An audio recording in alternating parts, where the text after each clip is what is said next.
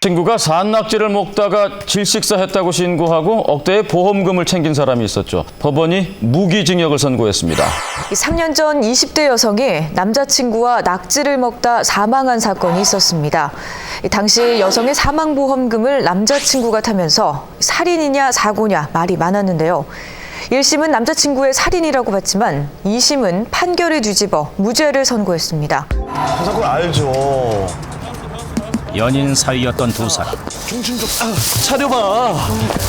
낙지에 한 잔 더 해야지. 모텔로 자리를 옮겨 술을 마셨는데 그런데 술을 마시던 중 쓰러진 여자.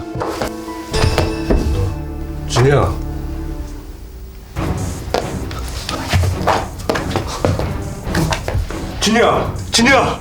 진이야 정신 좀 차려. 진이야 저기요 여기 도와주세요. 진이야 사람 살려요. 세상을 떠들썩하게 했던 낙지 질식사 사건의 시작이었다.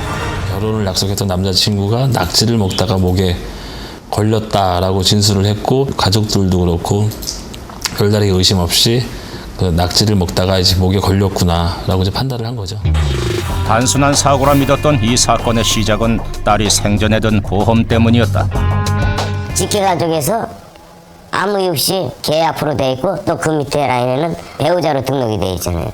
그런 모든 정황 근거를 봤을 때 이거는 타살의 흔적이 내가 봤을 때 너무 많으니까 이거는 이 보험증권 하나만 갖고도 이건 문제가 있다.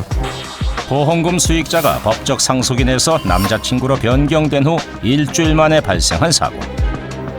가족들은 이런 정황을 들어 딸의 죽음이 단순 사고사가 아닌 보험금을 노린 남자친구의 계획적인 범죄라 생각하고 경찰에 재수사를 요청했다.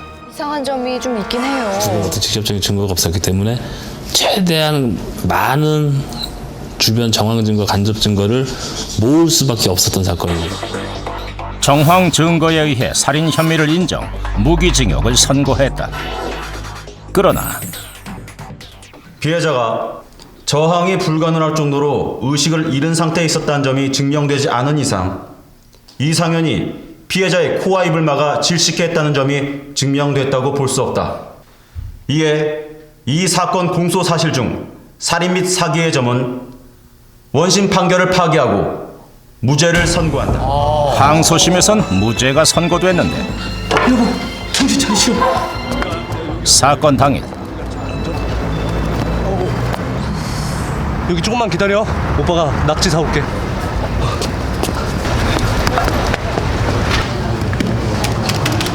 어서 오세요. 사장님. 네. 낙지 4마리 포장해 주세요. 어떻게 드릴까요? 2마리는 잘라주시고요. 2마리는 살아있는 거 통째로 주세요. 알겠습니다. 잠시만 기다리세요. 왜 그랬을까? 자, 어이구 좋다. 술안주로 낙지를 구입한 남자. 그런데 남자는 구입한 낙지 중 2마리를 통째로 구입했다. 네. 잠시만요. 예, 3만 원 맞네요. 네. 잘 먹겠습니다. 네, 맛있게 드세요. 그리고 이미 취한 여자를 부축해 근처 모텔로 향했다. 1시간 뒤 갑자기 호흡 곤란을 일으키며 쓰러진 여자. 다음 사진을 봐주십시오. 당시 사건 현장 사진입니다. 김진희가 의식을 잃은 채 쓰러져 있었고 물에 젖은 수건과 통낙지가 있습니다. 정황상 봤을 때 피해자의 사망 원인은 누군가 고의적으로 피해자의 코와 입을 막아 질식시켰다고 판단됩니다. 검사 측의 주장은 모두 정황에 근거한 추론입니다. 사진에서 보시다시피 두 사람이 함께했던 술자리는 흐트러지지 않았습니다. 그리고 양쪽에 놓여있는 젓가락. 이 상황은 김진희 역시 낙지를 먹은 상황임을 알 수가 있습니다. 그렇다면 낙지를 먹던 도중 낙지가 기도를 막았을 가능성을 배제할 수가 없습니다. 여자의 죽음을 둘러싼 의문. 고의적 살인인가 단순 사고인가.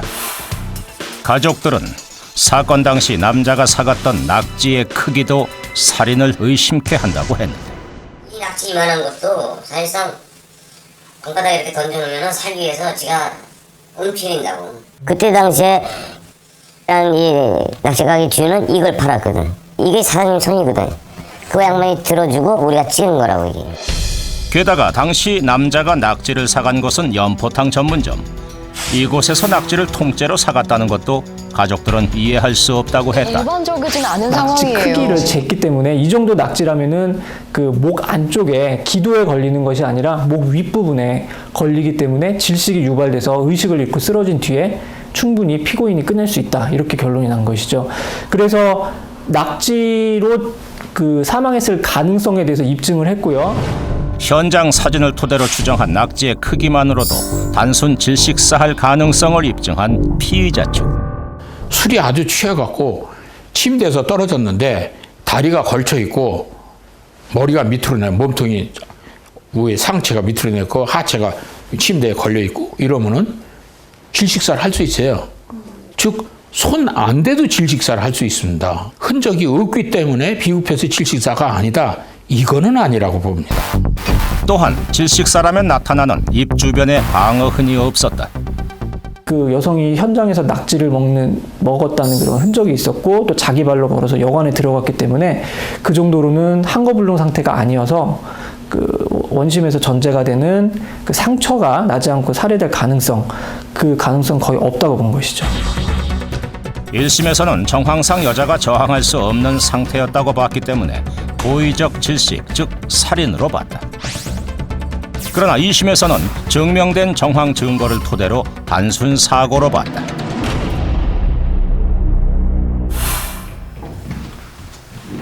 이것은 피고가 망인에게 들어준 보험증서입니다. 20대 초반의 여성에게 사망보험을 가입하게 한 정황 역시 오래전부터 김진희를 살해하고자 계획한 것임을 판단할 수 있습니다. 있습니다. 김진희가 가입한 보험은 암을 보장하는 보험이었고 피고가 암보험을 권유한 이유는 평소 암 가족력이 있는 김진희의 상황을 고려했던 것입니다. 사건의 두 번째 쟁점, 보험금을 둘러싼 진실 공방.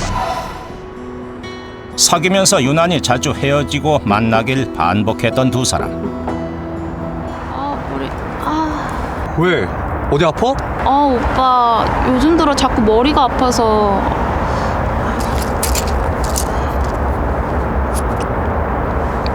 약 먹으면 괜찮아져.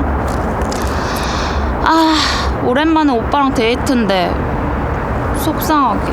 검사 받아야 되는 거 아니야? 이 정도로 무슨 검사야. 야, 아니지. 할머니도 그렇고 어머니도 갑자기 암 진단 받으셨다면서. 야, 가족력 그거 무시할 수 없다. 그러지 말고 혹시 모르니까 보험 하나 들자. 뭐? 내가? 오빠 나 아직 정권 건강해. 아니다. 우리 고모가 보험 하시거든? 한번 만나볼래? 그래. 그래. 앉아. 그래. 나 왜 보자고 한 거야? 그게 진이 보험 하나 들려고요. 그래? 어떤 보험? 암보험으로 하나 들려고 하는데 집에 가족력이 좀 있거든요. 그러면 요번에 새로 나온 보험인데 요게 좋을 것 같아. 그런데 고모님 보험료가 제가 감당하기에는 좀 부담스러운 것 같은데요. 그래? 걱정하지 마. 오빠가 다시 만난 기념으로 보험 하나 들어줄게. 진짜? 선뜻 여자는 남자친구의 말에 보험을 가입하게 됐다. 여자가 가입했던 보험의 보장 내용은 암 진단 시 2천만 원, 사망 시 2억 원이 보장되는 보험이었다.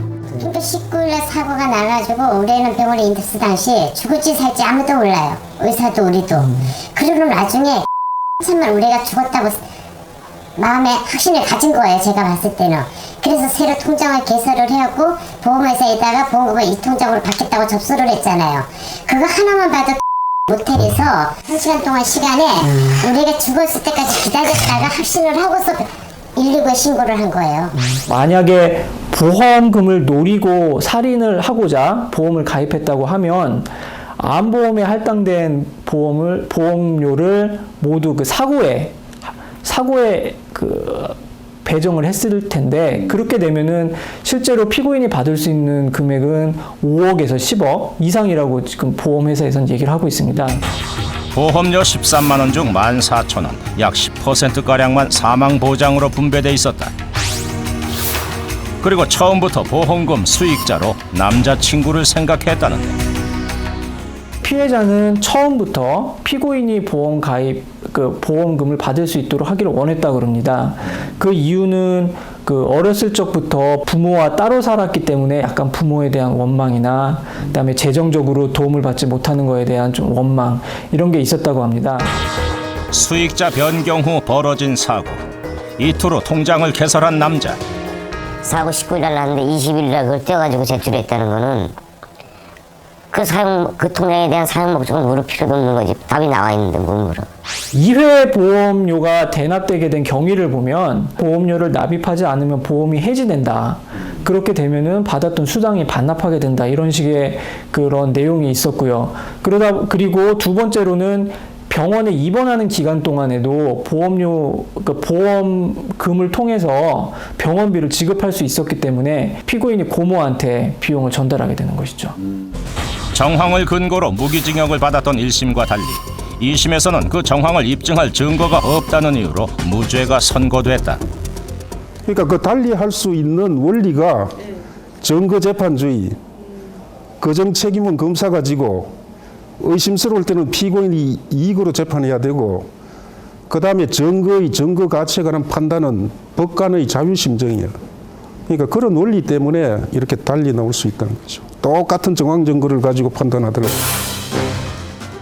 무기징역에서 무죄로 판결난 낙지 질식사 사건. 피해자 측에선 다시 상고를 했고 현재 대법원 판결을 기다리고 있다.